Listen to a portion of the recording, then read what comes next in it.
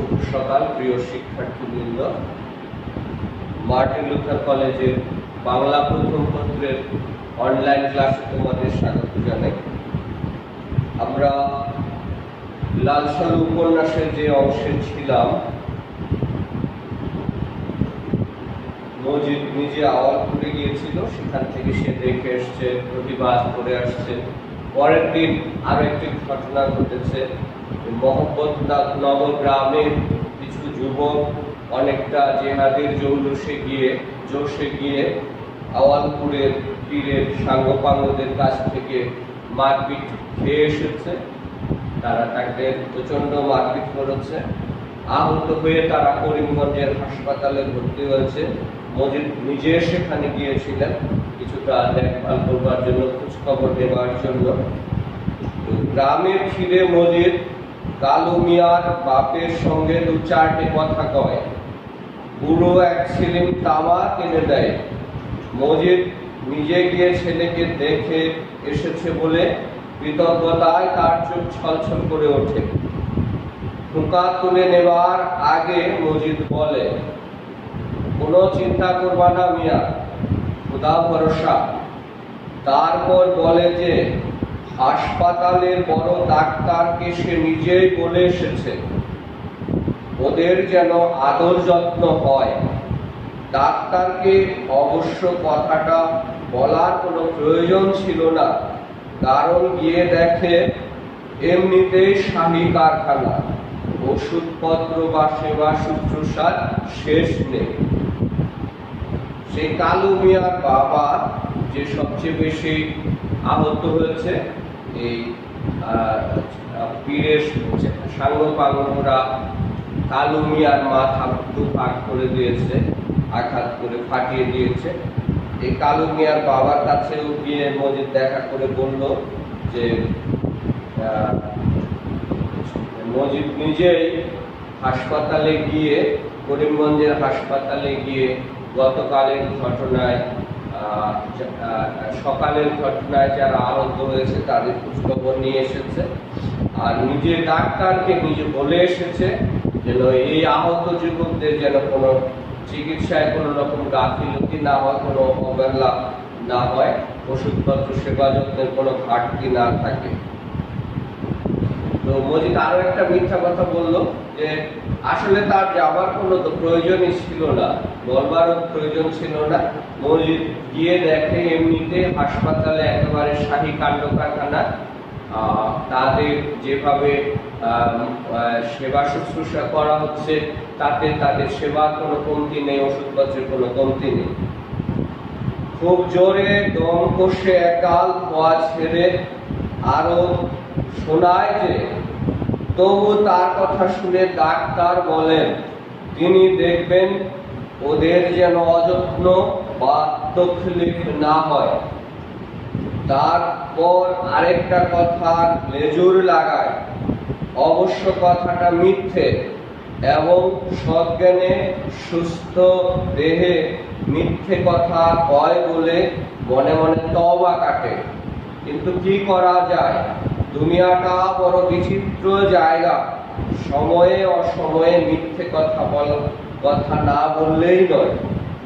এই লাইনটি খুবই গুরুত্বপূর্ণ। দুনিয়াটা বড় বিচিত্র জায়গা, সময়ে অসময়ে মিথ্যে কথা না বললেই নয়। মজিদ এই কালু মিয়াকে আরো একটা মিথ্যে কথা বলল যে হাসপাতালে গিয়ে ডাক্তারের সাথে দেখা করে ডাক্তারকে এই যুবকদের পরিচর্যা করা, সেবা যত্ন করবার, যত্ন আত্মি করবার জন্য যে অনুরোধটা মজিদ করেছে, এটি আসলে অবান্তর প্রয়োজনই ছিল না, এটি বাহুল্য। এই কারণে যে ডাক্তার সাহেব নিজেই মজিদের মুরিদ কিনা, সুতরাং এই মজিদের লোকজনের সেবা যত্নের কোনো ঘাটতি হওয়ার কথা নয়। ডাক্তার নিজে যেহেতু মজিদের মুরিদ, সুতরাং ডাক্তার নিজের তাগিদেই এই সেবা যত্নের কাজটি করাবেন। এই তাদের সেবা যত্নের ক্ষেত্রে কোনো গাফিলতি হবে না, পরিচর্যার ক্ষেত্রে এটি অন্তত নিশ্চিত করেই বলা যায়। এই কথাটি একেবারে ডাহা মিথ্যে কথা, সম্পূর্ণ মিথ্যে কথা। সজ্ঞানে মসজিদে মিথ্যে কথাটি বলেছে এবং পরক্ষণেই তার মধ্যে একটা অপরাধ বোধ জেগেছে এবং সে নিজেই আবার নিজেকে প্রবোধ দিয়েছে, সান্ত্বনা দিয়েছে এই বলে যে দুনিয়াটা আসলে বড় বিচিত্র জায়গা। এখানে কারণে অকারণে, সময়ে অসময়ে, মাঝে মধ্যে দু একটা মিথ্যে কথা না বললেও নয়। বলে ডাক্তার সাহেব তার মুরিদ কিনা, তাই সেখানে মসজিদের বড় খ্যাতি। আরো একটা মিথ্যে কথা বলা যে ডাক্তার নিজে মসজিদের যেহেতু মুরিদ, সুতরাং মসজিদের ওখানে গ্রহণযোগ্যতা, তার সম্মান, তার খ্যাতি এবং এই যারা আহত রোগী হিসেবে যারা ভর্তি হয়েছে তাদের চিকিৎসার কোনো রকম গাফিলতি হবে না, তাদের কোনো রকম কষ্ট সহ্য করতে হবে না। বাইরে নিরুদ্বিগ্ন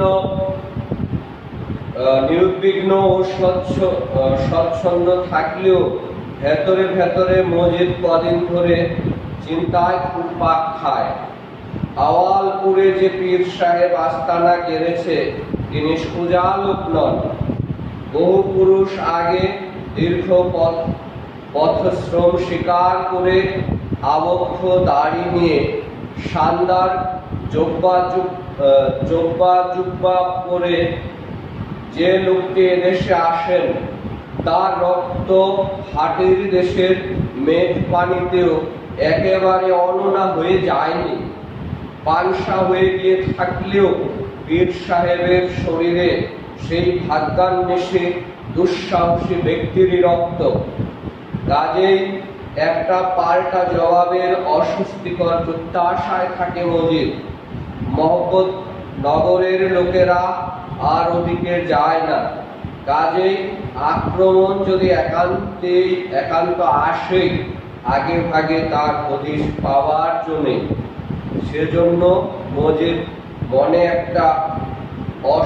মসজিদের মনে অস্বস্তিটাও রাত দিন আরো খচখচ করে।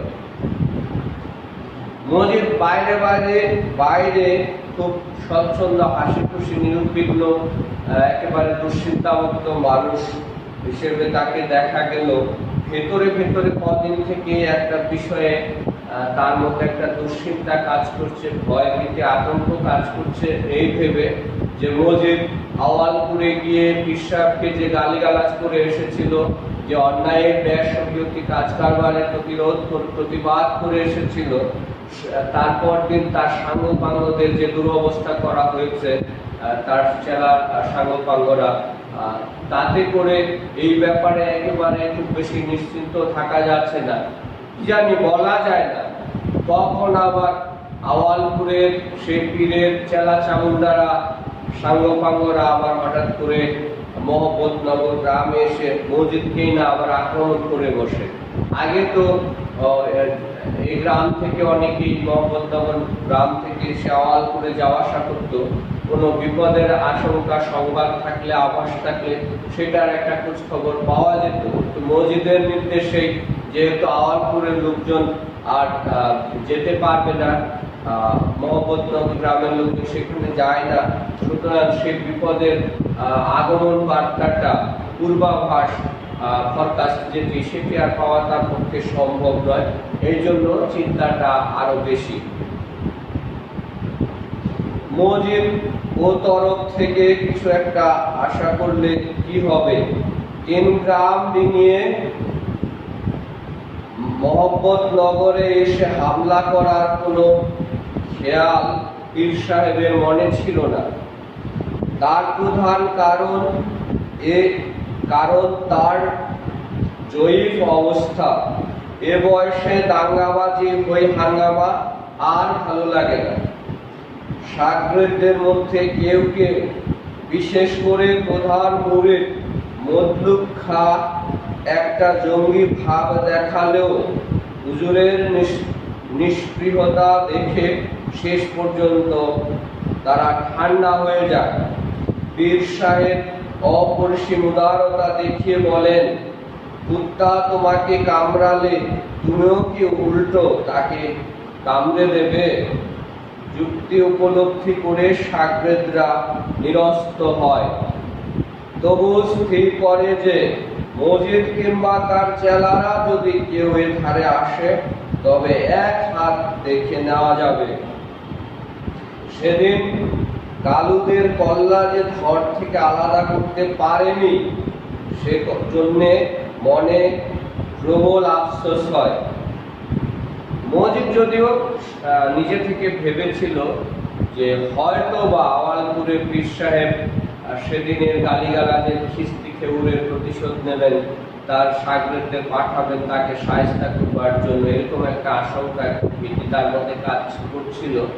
কিন্তু আওয়ালপুরের পীর সাহেবের এখন বয়স হয়েছে, তার আর যৌবনের সেই দিন নেই যে অন্য তার কোনো প্রতিদ্বন্দ্বীর সাথে তিনি দাঙ্গা হাঙ্গামা করবেন, মারামারি কাটাকাটি করবেন, সেগুলোতে তার আগ্রহ খুবই কম।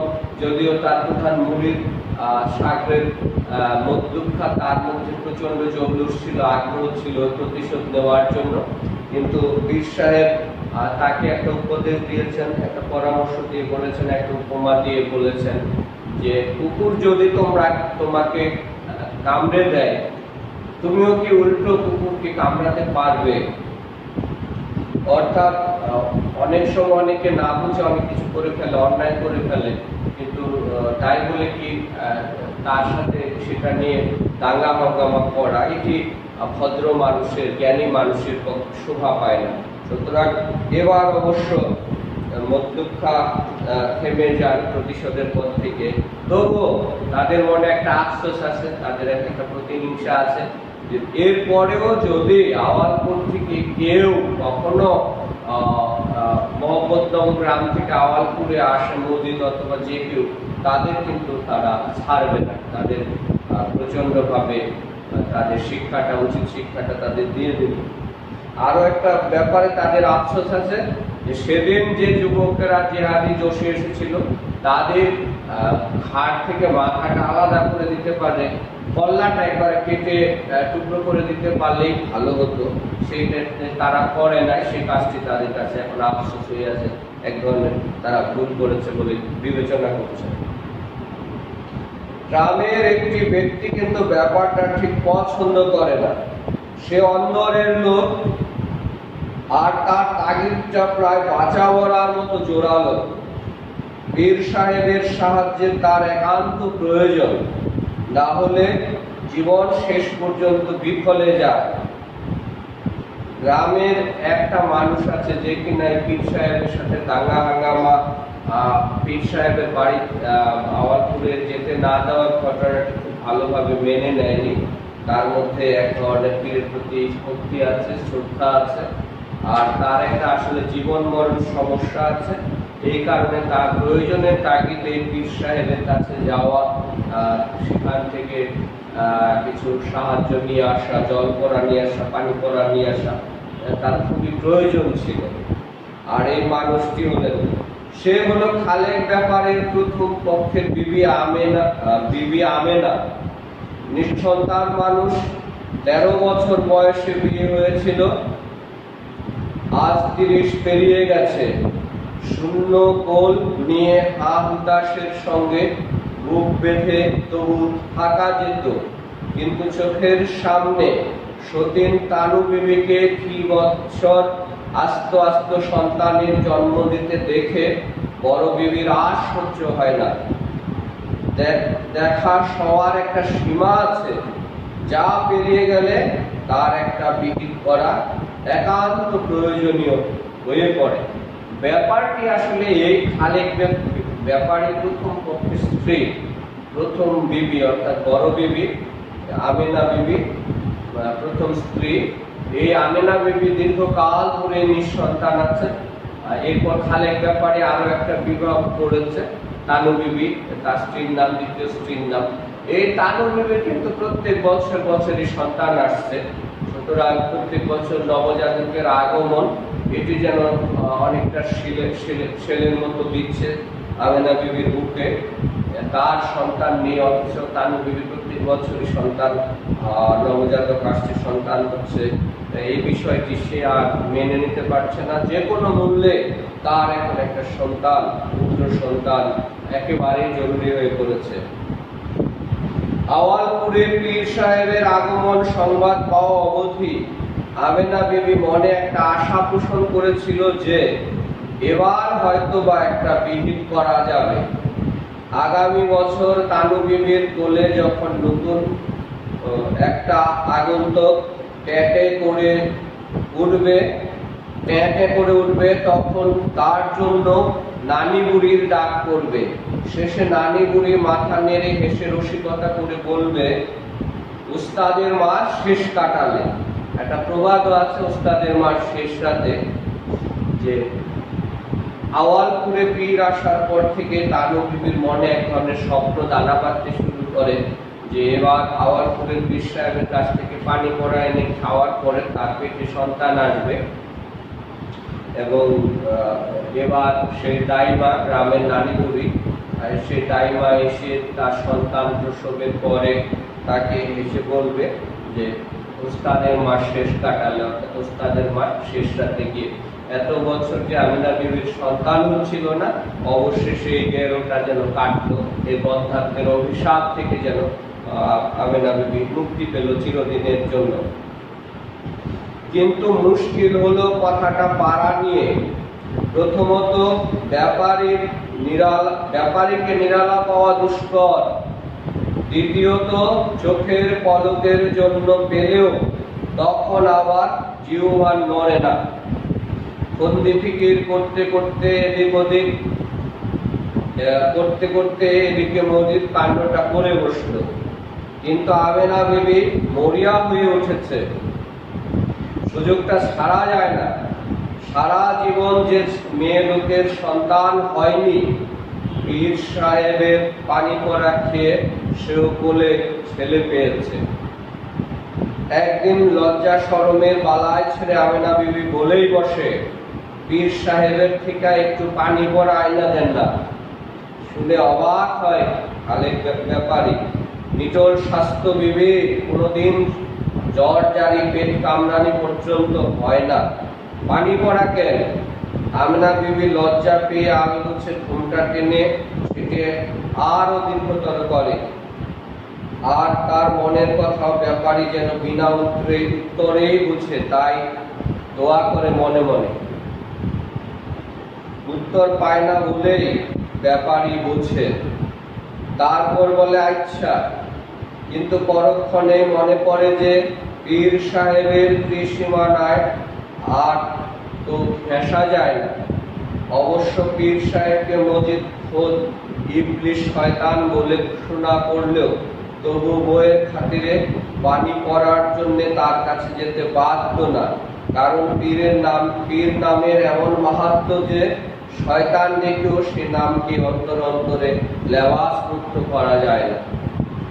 খালেক ব্যাপারীর স্ত্রী তার স্বামীর কাছে একটা ইচ্ছা প্রকাশ করেছে, তার যে অন্তরের যে কামনা বাসনা, একটা আশা যে এবার পীর সাহেবের কাছ থেকে পানি পড়া খেয়ে যেহেতু অনেকে নিঃসন্তান মহিলারা সন্তান পাচ্ছে, ছেলে পাচ্ছে, সুতরাং তার মনের যে স্বপ্ন, তার যে একটা ইচ্ছা, একটা একান্ত অনুভূতি, একান্ত বাসনা চাওয়া, সেই কথাকে কিন্তু আমেনা বিবি অবশেষে লজ্জার দ্বিধা শরমের মাথা খেয়ে খালেক ব্যাপারীকে বলে। তো খালেক ব্যাপারী একটা বিপদের মধ্যেই পড়ে যায়, দুশ্চিন্তার মধ্যে পড়ে যায়। কারণ একটাই, যে যদিও পীর সাহেবের সাথে তার কোনো দ্বন্দ্ব নেই, যদি মজিদ তাকে শয়তান ঘোষণা করেছে, সেখানে কাউকে যেতে দিতে নিষেধ করেছে, তবু পীরের প্রতি তারও ভক্তি শ্রদ্ধা রয়েছে। গাভুর চাষা মাঠাইলরা পারলে অন্তত বিস্তর জমি জমার মালিক খালেক ব্যাপারী তা পারে না। কিন্তু সাধারণ লোকে যেটা স্বচ্ছন্দে করতে পারে, আবার তার দ্বারা সম্ভব নয়। তাহলে শয়তানকে শয়তান ডেকে সমাজের সামনে ভর দুপুরে তাকে আবার পীর ডাকা, এবং সমাজের মূল হলো একটি লোক, যার আঙুলের ইশারায় গ্রাম ওঠে বসে, সাদাকে সাদা বলে, কালোকে আসমানকে জমিন বলে, সে হলো মসজিদ। জীবন স্রোতে মসজিদ আর খালেক ব্যাপারে কি করে এমন খাপে খাপে মিলে গেছে যে অজান্তে অনিচ্ছায়ও দুজনের পক্ষে উল্টো পথে যাওয়া সম্ভব নয়। যে কারণে একটা সমস্যা বাধা হয়ে দাঁড়িয়েছে যে মসজিদের কথা গ্রামের মানুষ উঠা বসা করে, সাদাকে সাদা বলে, আসমানকে জমিন বলে, এরকম যে মসজিদের প্রচন্ড প্রভাব, প্রতিপত্তি, আধ্যাত্মিক ক্ষমতা, ধর্মীয় শিক্ষা, এলেম দিয়ে তার মানুষের উপর যে প্রভাব, তো খালেক ব্যাপারে তো সেই মসজিদের আদেশ অমান্য করতে পারেন না, যেহেতু যে সভা হয়েছিল সেই সভার সিদ্ধান্ত মোতাবেক খালেক ব্যাপারের মধ্যে সেই সিদ্ধান্তটি এসেছিল যে তারা কেউ এই গ্রাম থেকে আওয়ালপুরে যাবে না। তাছাড়া স্বার্থের প্রয়োজনে খালেক ব্যাপারী এবং মসজিদ একই পথের পথিক। শোষণের প্রয়োজনে, স্বার্থের প্রয়োজনে তারা দুজন যেন সেই একই পিনি সুতার মালায় গাঁথা। একজনের আছে বাজার, আরেকজনের জমি জোতের প্রতিপত্তি। সব জ্ঞানে না জানলেও তারা এক আটটা পথ তাদের এক। যদি তারা নিজে সচেতন না যে স্বার্থের প্রয়োজনে তারা পরস্পরকে কাছাকাছি এসেছে, হাত মিলিয়েছে, একসাথে কাজ করছে, বিষয়টা তারা নিজেরা হয়তো সজ্ঞানে না জানলেও অন্তত পরোক্ষভাবে বাস্তবে এটি সত্য যে তাদের মধ্যে তারা নিজেরা না জানলেও সেই স্বার্থের কারণেই তারা ঐক্যবদ্ধ হয়েছে, একই পথের পথিক এবং এক একটা, এবং তাদের এই মেলবন্ধনের মধ্যে প্রয়োজনের যে স্বার্থের যে সেতু বন্ধ রচিত হয়েছে, সেখান থেকে দুজনকে আলাদা করা খুব কঠিন একটা কাজ। সেজন্য ভাবিত হয় দুদিন আমেনা বিবির কান্না সজল কণ্ঠের আকুতি মিনতি উপেক্ষা করে, অবশেষে বিবির কাতর দৃষ্টি সহ্য করতে না পেরেই হয়তো একটা উপায় ঠাহর করে ব্যাপারী। আমিনা বিবির কথা, কান্নাকাটি, কাতর মিনতি দুদিন সে অবজ্ঞা করেছে, শুনেও না শোনার ভান করেছে। তো অবশেষে বিবির এই কষ্ট সে আর সহ্য করতে পারলো না, পরে সে নিজে একটা উপায় বের করে। ঘরে দ্বিতীয় পক্ষের স্ত্রীর এক ভাই থাকে, নাম ধলা মিয়া, বোকা কিসিমের মানুষ। পরের বাড়িতে নির্বিবাদে খায় দায় খোবায়, আর কোন জামাইয়ের ভাত এতই মিঠা লাগে যে ধরার নাম করে না বছরান্তেও। আড়ালে আড়ালে থাকে, কখনো দেখা হয়ে গেলে দুটি কথা হয় কি না হয়। কোনোদিন মেজাজ ভালো থাকলে ব্যাপারী হয়তো বা শালার সঙ্গে খানিকটা মস্করাও করে। তাকে ডেকে ব্যাপারী বলে, একটা কাম করেন ধলা মিয়া। ব্যাপারীর সামনে কথা কইতে হলে চরম অস্বস্তি বোধ করে সে। কেমন একটা পালাই ভাব তাকে অস্থির করে রাখে।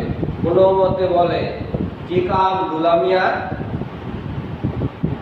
কি তার কাজ? ব্যাপারী আগাগোড়া বুঝিয়ে বলে। আগে প্রথম বিবির দিনের খায়েশের কথা দীর্ঘ ফণিতা সহকারে বর্ণনা করে, তারপর বলে ব্যাপারটা অত্যন্ত গোপনীয় এবং আওয়ালপুর তাকে রওনা হতে হবে শেষ রাতের অন্ধকারে, যাতে কাকপক্ষীয় খবর না পায়। আর সেখানে গিয়ে তাকে প্রচুর সাবধানতা অবলম্বন করতে হবে। এ গ্রাম থেকে গেছে কথা শোনাক্ষরেও বলতে পারবে না। বলবে যে করিমগঞ্জের ওপারে তার বাড়ি, বড় বিপদে পড়ে এসেছে পীর সাহেবের দোয়া পানির জন্য। তার এক নিকটতম নিঃসন্তান আত্মীয়ার একটা ছেলের জন্য বড় শখ হয়েছে, শখের চেয়েও যেটা বড় কথা সেটা হলো এই যে শেষ পর্যন্ত কোনো ছেলে পুলে যদি নাই হয় তবে বংশের বাতি জ্বালাবার কেউ থাকবে না। মোট কথা ব্যাপারটা এমন করুণ ভাবে তাকে গুছিয়ে বলতে হবে যে শুনে পীর সাহেবের মন বলে যেন পানি হয়ে যায়। খালেক ব্যাপারী একটা উপায় বের করেছে। তার দ্বিতীয় পক্ষের স্ত্রী তানু বিবি, তার বড় ভাই এই বাড়িতে, এই বোনের শ্বশুর বাড়িতেই থাকে, খায় দায় ঘুমায়, কোনো কাজ কাম করে না বছরের পর বছর। বছরান্তর তার যাওয়ার কোনো খবর নাই। এই নিষ্কর্মা মানুষটিকেই, অলস নিষ্কর্মা মানুষটিকেই খালেক ব্যাপারী তার কাজে লাগানোর একটা উপায় বের করে, ফন্দি বের করে, এবং সে তাকে গুছিয়ে বলে যে সে রাতের অন্ধকারে কাকপক্ষীয় যখন ঘুমিয়ে থাকে এরকম রাতে সে মোহাম্মদনগর থেকে আওয়ালপুরে যাবে, গিয়ে সে তার আত্মপরিচয় লুকিয়ে রাখবে, গোপন রাখার চেষ্টা করবে এবং বলবে যে সে করিমগঞ্জ থেকে এসেছে এবং সেখানে তার এক আত্মীয়, একটা নিঃসন্তান আত্মীয়ার একটা সন্তান খুবই প্রয়োজন, না হলে এই সন্তান না হলে তার বংশের প্রদীপ নিভে যাচ্ছে। এরকম একটা অবস্থায় একটা ছেলে সন্তান, পুত্র সন্তান তার ভীষণ প্রয়োজন। এমনভাবে করুণভাবে যেন পীর সাহেবের কাছে উপস্থাপন করবে, বলবে, যাতে পীরের মনে দয়া জেগে ওঠে এবং অবশেষে তার সেই দয়ার প্রচন্ড দয়াশীল হয়ে, দয়া পরবশ হয়ে পীর সাহেব যেন তাকে পানিটা দিয়ে দেয়। বিবির বড় ভাই কাজেই বেজায় রেস্তায় মুরব্বী, তবু থামকে কথা বলে ব্যাপারী। বরগাছা মুরব্বীকে আবার সম্মান, তার সঙ্গে আবার একাদুরস্ত কথা। ছোট বিবির বড় ভাই সম্পর্কে আসলে তার সম্পর্কে যেহেতু স্ত্রীর বড় ভাই, এই সুমন্দির স্ত্রীর বড় ভাই সম্মানের সম্পর্ক, তার সাথে সম্মান দিয়ে কথা বলতে হয়, মর্যাদা দিয়ে। কিন্তু যেহেতু পরগাছা, যে মুরব্বীর আত্মসম্মান বোধ নেই, মর্যাদা নেই, সে নির্লজ্জের মতো বোনের বাড়িতে দীর্ঘ সময় থাকে, দীর্ঘদিন এসে থাকে, সুতরাং এই মুরব্বী তার সম্মান হারিয়েছে অনেক আগে। খালেক ব্যাপারে তাকে থমকে থমকে কথা বলছে। ইগো দলামিয়া, বুঝলানি আমার কথাটা? জি বুঝছি। কাজ পর্যন্ত ঘাড় কাত করে ধলামিয়া জবাব দেয়। প্রস্তাব শুনে মনে মনে কিন্তু ভাবিত হয়। ভাবনার মধ্যে এই যে আওয়ালপুরের ওই মোহাম্মদনগর গ্রামের মাঝপথে একটা মস্ত তেঁতুল গাছ পড়ে এবং সবাই জানে যে সেটা সাধারণ গাছ নয়, দস্তুর মতো দেবংশী। কাকপক্ষী যখন ঘুমিয়ে থাকে তখন অনেক রাত, অত রাতে কি একাকী ওই তেঁতুল গাছের সান্নিধ্যে খেসা যায়? ভাবনার মধ্যেও ছিল যে যেসব দাঙ্গা হাঙ্গামার কথা শুনেছে, তারপর কোন সাহসে পা দেয় মধ্যখার গ্রামে। তেঁতুল গাছটার ভাড়াটা কাটলেও ওইখানে গিয়ে পীর সাহেবের দজ্জাল সাঙ্গপাঙ্গদের হাত থেকে রেহাই পাওয়া নেহাত সহজ হবে না। নিজের পরিচয় নিশ্চয়ই সে লুকোবার চেষ্টা করবে, কিন্তু ধরা পড়ে যাবে না। কি বিশ্বাস, কে কখন চিনে ফেলে কিছু ঠিক নেই। যে ঠ্যাঙ্গা লম্বা হলামিয়া, ভাবেন কি? হুমকি দিয়ে ব্যাপারে প্রশ্ন করে। জি কিছু না। তবু কয়েক মুহূর্ত তার পানে চেয়ে থেকে ব্যাপারী বলে, আরেক কথাটা জানি আপনার বইনে না হলে আপনারা আমি বিশ্বাস করলাম, তা করবার পারেন। হলাক মিয়া যে ব্যাপারটি নিয়ে চিন্তিত সঙ্গীত, ব্যাপারটি হলো এই যে আওয়ালপুর এবং মোহাম্মদনগর গ্রামের মাঝখানে মাঝপথে মস্ত বড় এক তেঁতুল গাছ রয়েছে এবং সেই তেঁতুল গাছ রয়েছে এবং এই তেঁতুল গাছের ভূতের বিষয়ে এই অধিকাংশ এই অঞ্চলের মানুষ সবাই কম বেশি জানে। ভয়ঙ্কর গাছ সেটি, সেখানে নানা ভয়ঙ্কর ঘটনা ঘটেছে। এই কারণে সেই কাকপক্ষী যখন ঘুমিয়ে থাকে সেটা অনেক রাত, এত রাতে সেই তেঁতুল গাছের পাশ দিয়ে আওয়ালপুরে যাওয়ার ঘটনা, এটা একটা দুঃসাহসিক অভিযান বই আর কিছু নয়। এবং আত্মঘাতী হয় কিনা ধলা মিয়ার জন্য, সেই জন্য সে শঙ্কিত, চিন্তিত, দুশ্চিন্তায় সে আচ্ছন্ন।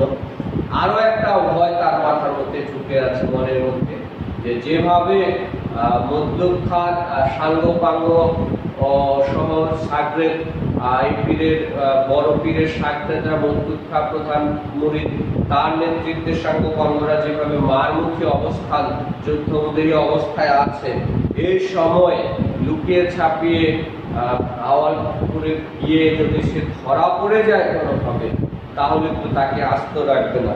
সুতরাং সে জেনে বুঝে এই আগুনে ঝাঁপ দেওয়া, বিষ পান করা তার জন্য অনেক কঠিন। এই কারণে সে ভীষণ চিন্তিত। এবং যদিও তার আর বোন জামাই তাকে ধমক দিয়ে জিজ্ঞাসা করেছে কি এত সে ভাবছে। আর একটা কথা খালিকা করে তাকে জানিয়ে রাখছে যে এই খবরটি যেন তার বোন তানু বিবিকে সে না জানায় কোনোভাবে, কেননা সতীনের ঘর, এগুলো নিয়ে পারিবারিক অশান্তি হতে পারে। তো আজকে এই পর্যন্তই। তোমরা উপন্যাসটি বাসায় ভালোভাবে পড়বে। সবাইকে শুভেচ্ছা জানিয়ে ক্লাস শেষ করছি। ধন্যবাদ।